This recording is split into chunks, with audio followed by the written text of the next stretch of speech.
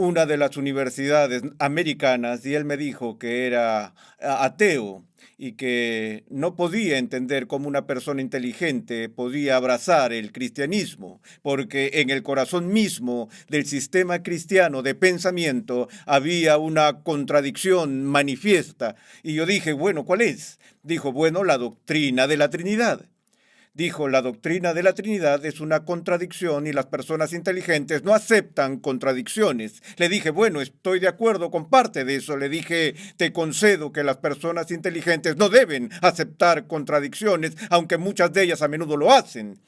No creo que estoy de acuerdo contigo en que las personas inteligentes no deben aceptar contradicciones. Le dije, pero lo que me sorprende es que clasifiques y categorices la doctrina de la Trinidad como una contradicción. No es que me resulte sorprendente que la gente haga eso de vez en cuando, pero lo que me sorprende es que tú eres profesor de filosofía y estás haciendo esto, porque estoy asumiendo aquí, tal vez erróneamente, que como profesor de filosofía has sido bien entrenado en la ciencia y la disciplina de la lógica y sabes lo suficiente sobre la lógica como para saber qué es la premisa fundamental, la ley de la no contradicción.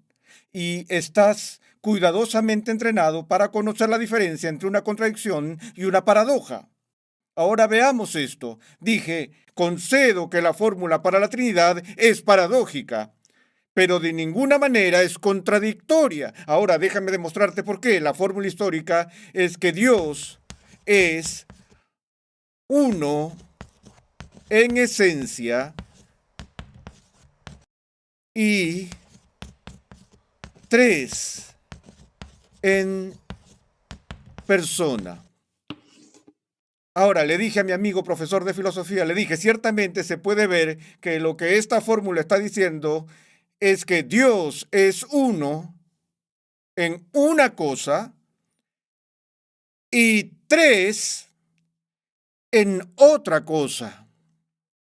Ahora, para romper la ley de contradicción hay que decir que Dios es uno en esencia y solo uno en esencia y Dios es tres en esencia. O decir que Dios es uno y tan solo uno en persona y al mismo tiempo decir que Dios es tres en persona, porque la simple definición de la ley de la no contradicción es que algo no puede ser lo que es y no ser lo que es al mismo tiempo y de la misma manera o en la misma relación. Ahora, puedo ser padre, hijo al mismo tiempo, pero no en la misma relación. No puedo ser mi propio hijo o mi propio nieto. Eso es obviamente imposible y por eso cuando miramos las categorías formales de pensamiento racional, vemos objetivamente, espero, que esta fórmula no sea contradictoria.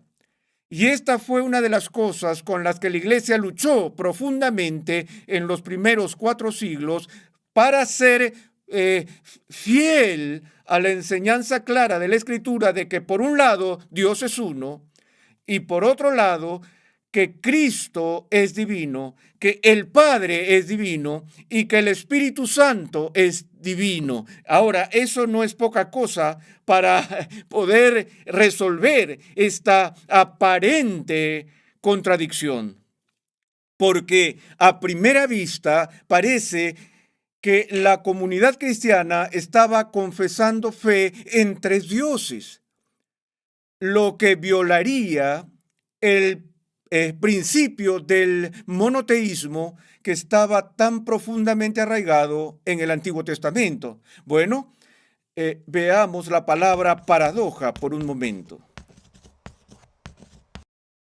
La palabra paradoja se basa en una raíz griega y en un prefijo griego. El prefijo para significa básicamente al lado de. Ustedes han oído de los ministerios paraeclesiásticos, han oído de los paracaidistas, paramédicos, paralegales. Son personas que trabajan al lado de otras personas, por lo que una parábola es algo que Jesús lanza junto a una enseñanza que da para ilustrar un punto. Bueno, para significa al lado. Y la palabra dox aquí viene de doctores, paradox o dos doctores. ¿Es cierto, Roger? Paradoja, dos médicos, un par de doctores. No. La palabra aquí proviene de la palabra griega dokein, de donde también se conoce la herejía del docetismo, se deriva de la misma palabra. Y ese verbo, en su forma verbal, significa parecer, pensar o aparentar. Ahora, de esas palabras obtenemos la idea de una paradoja. Es algo que cuando se coloca al lado de otra cosa, parece o aparenta ser contradictorio. Pero cuando se mira más de cerca y lo sometes a un escrutinio cuidadoso, se ve que de hecho no es una contradicción.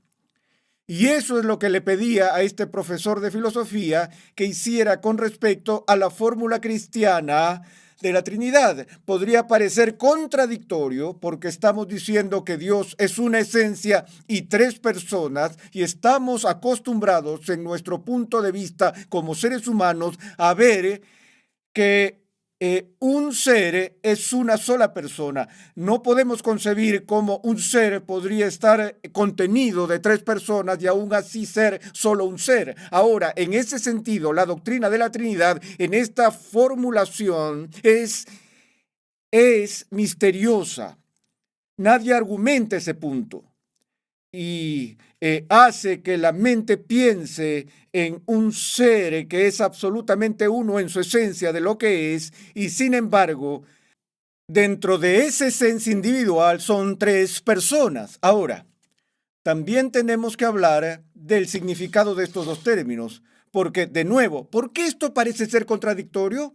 Es porque tenemos una tendencia a ver estos términos, esencia y persona, como sinónimos virtuales, porque este hombre es un ser humano, pero también es una persona. Y nosotros, de nuevo, como dije, estamos acostumbrados a pensar en una persona por ser. No lo hacemos a menos que tenga múltiples personalidades, entonces lo llevamos al psiquiatra en ese momento. Pero pensamos en un ser por persona, una persona por ser. Ahora, el concepto de esencia es que proviene de la palabra griega, de nuevo, otra palabra griega, proviene del verbo griego en forma de participio ser, que es la palabra ousios, que significa ser o sustancia. O mi traducción favorita de esto en el lenguaje vernacular es la palabra cosas. Cuando estudiaba en Holanda y tenía que aprender el idioma holandés, por supuesto, mi prioridad era aprender el lenguaje teológico. Pero la prioridad de mi esposa era aprender lo que llaman el huistuin in keukentaal, es decir, la casa, la ciudad y el lenguaje de la cocina, para que ella pudiera hacer compras y saber la diferencia entre una papa y un pepino. Y así lo hacíamos. Ella estaba ocupada con ese tipo de cosas y, por supuesto, uno de los electrodomésticos que uno usaría en una cultura que era meticulosa y quisquillosa con la limpieza era una aspiradora poderosa. Pero la palabra para aspiradora potente en holandés era la palabra stofzuiger, que literalmente significa un tragacosas. Esas personas eran realmente imaginativas en la forma en que nombraban sus nuevos productos. Bueno, ¿qué es esa cosa? Bueno, es un tragacosas, ya sabes. ¿Qué crees que es? Míralo, traga todas las cosas que se encuentran en el suelo. Ahora, podríamos haberle puesto un término mucho más sofisticado, ontológico, metafísico que tragacosas, pero me gusta esta palabra cosas, porque ¿Cuál es la cosa? Quiero decir, esto es, ¿cuál es la cosa de lo que está hecho? ¿Cuál es la cosa que distingue a un ser humano de un antílope, o a un antílope de una uva, o a una uva de Dios? Hay una cosa de deidad, la esencia, el osios, la sustancia de lo que Dios es en sí mismo. Y lo que la iglesia estaba diciendo es que Dios es una esencia, solo hay una cosa, no hay parte de Dios aquí y luego separado de eso hay otra parte de Dios por allá. Esos serían dos seres y Dios es un solo ser. Por lo tanto, ¿qué queremos decir entonces cuando decimos que Dios es uno en ser, pero tres en persona? Bueno, eso es un poco más difícil. Parte del problema que tenemos con eso es que cuando esta fórmula se derivó en la iglesia primitiva, fue derivada de las raíces latinas de las cuales viene nuestra palabra persona, y esa palabra era persona. Y su función principal en la lengua latina era como un término legal o como un término que se usaba en las artes dramáticas. Todos ustedes están familiarizados con las marcas registradas del mundo del drama, las máscaras gemelas que indican tragedia y comedia. Tienes una cara sonriente para la comedia y tienes una cara fruncida para la tragedia. Y son retratados con máscaras que caben sobre la cara de un actor. Ahora recuerdo hace muchísimos años cuando la versión moderna del libro de Job fue elegida para una obra que se llevó a cabo en Broadway llamada J.B. Y en esa obra un actor distinguido interpretó dos papeles diferentes y fue Basil Rathbone quien interpretó al sheriff de Nottingham en el clásico Robin Hood y quien interpretó, por supuesto, durante todos esos años con Nigel Bruce, interpretó a Sherlock Holmes. Bueno, Basil Rathbone hizo el papel de J.B. de Dios y de Satanás. Y cuando fui a ver eso, cuando estaba en la escuela secundaria, teníamos boletos que estaban literalmente en el centro de la primera fila. Podía haber extendido la mano y tocar a Basil Rathbone en el brazo mientras él estaba haciendo esa actuación. Pero lo que era tan vívido para mí, según recuerdo, de esa actuación era que cuando cambiaba de identidad en la obra, cuando él indicaba que estaba siendo Dios, él sostenía una máscara frente a su rostro, que era la máscara de Dios, y hablaba a través de esa máscara mientras asumía la personalidad o el carácter de Dios. Luego, cuando era Satanás o el diablo, sostenía una máscara diferente. Y esto siguió la antigua costumbre en el drama griego, así como en las obras romanas. Era costumbre para los actores que estaban altamente entrenados el desempeñar más de un papel en una obra de teatro. Si estuvieran haciendo algo de Eurípide, por ejemplo, o algo así, alguien podría tener más de una parte. Ahora, la forma en que lo hicieron fue distinguiendo a sus personas con el hablar a través de estas máscaras. Y la palabra latina para la máscara era la palabra persona. De modo que cuando la gente como Tertuliano, por ejemplo, habló por primera vez de esta fórmula de la Trinidad y habló de un ser, tres personae, él estaba diciendo que hay tres roles, por así decirlo, que Dios está interpretando aquí y que se manifiestan por un lado como Padre, por otro como Hijo, el otro como el Espíritu Santo. Así que el punto de todo eso es que la idea de persona en esta fórmula no corresponde exactamente a nuestro concepto español de personalidad. Porque de nuevo, para nosotros, una persona significa un ser distintivo. Ahora, en la teología técnica, con el fin de hacer la distinción en la divinidad entre las personas de la Trinidad, se han utilizado otros términos. Mi favorito, el cual creo que es más útil y espero que no sea confuso para ustedes, es la palabra subsistencia. Subsistencia.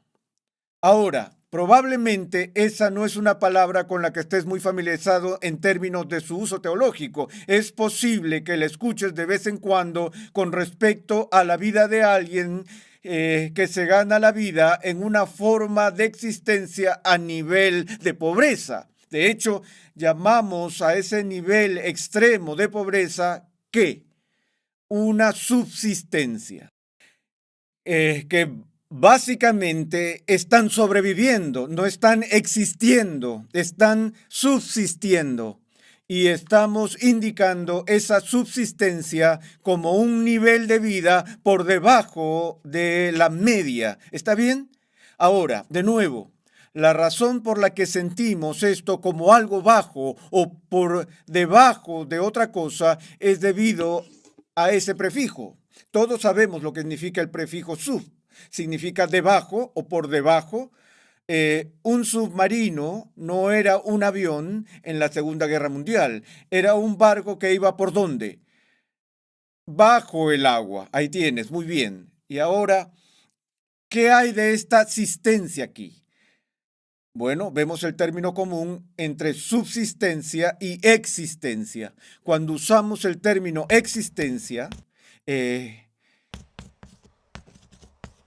es una palabra común que usamos a diario y sin embargo es una que está llena de todo tipo de suposiciones filosóficas y teológicas. Una vez di una charla en una conferencia en Orlando donde el objetivo de mi charla era negar tan enfáticamente como pudiera y tan categóricamente como sea posible la existencia de Dios. Y cuando comencé esa conferencia dije, lo que es mi tarea hoy es convencer a ustedes de que Dios no existe. Ah, vino esta expresión de la multitud. ¿De qué estás hablando? ¿A qué juego estás jugando con nosotros? No estoy jugando.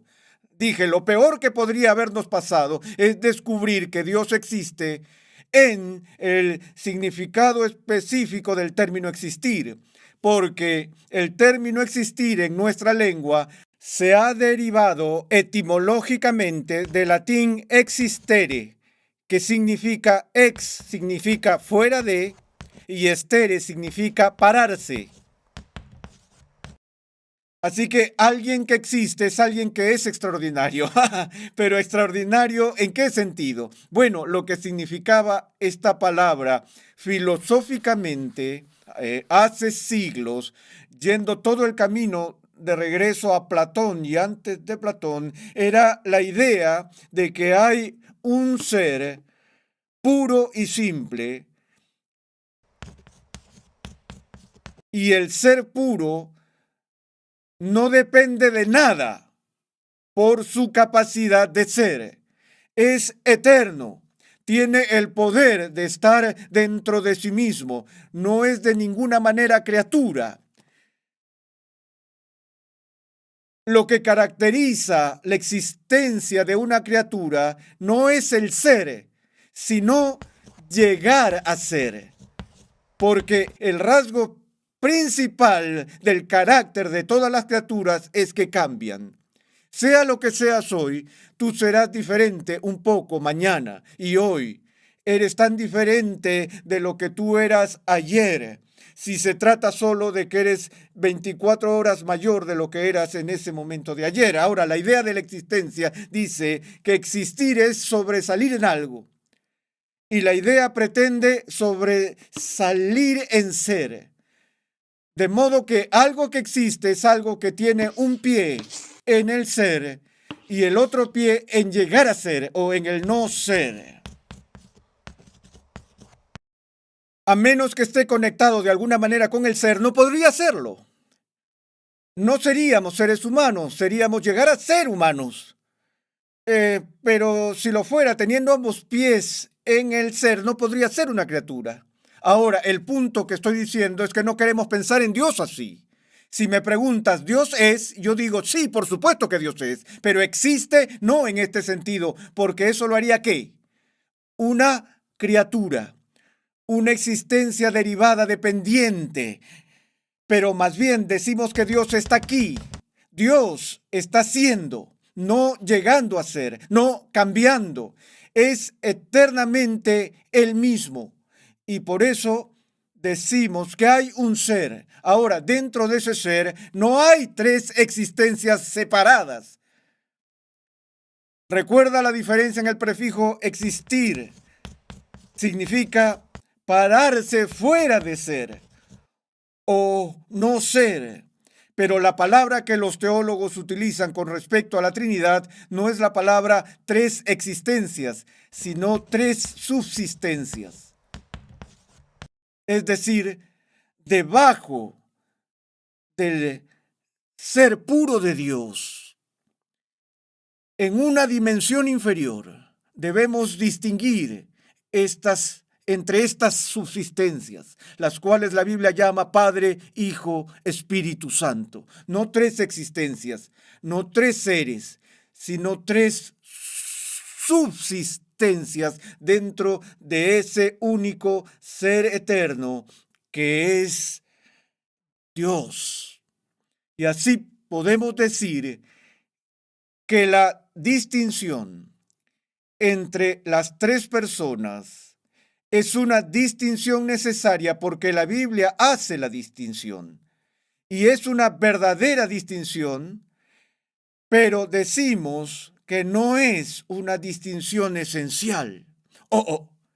¿Qué quieres decir con que no es una distinción esencial? ¿Quieres decir con eso que no es importante que hagamos una distinción y que no importa si creemos en el Padre, el Hijo y el Espíritu Santo? No, no, no. A veces usamos lo esencial, el término esencial, para decir que es tan importante que sin él no tienes lo que necesitas tener, que es absolutamente crucial para poseer lo que quieres. En ese sentido, es esencial, lo que significa sumamente importante. Pero cuando digo que las diferencias entre el Padre, el Hijo y el Espíritu Santo son reales, pero no esenciales, estoy siendo más específico y preciso con respecto a la palabra esencial, diciendo que éstas representan diferencias reales dentro de la Trinidad, pero no dentro de la esencia de la divinidad misma. Un ser, tres personas, Padre, Hijo y Espíritu Santo.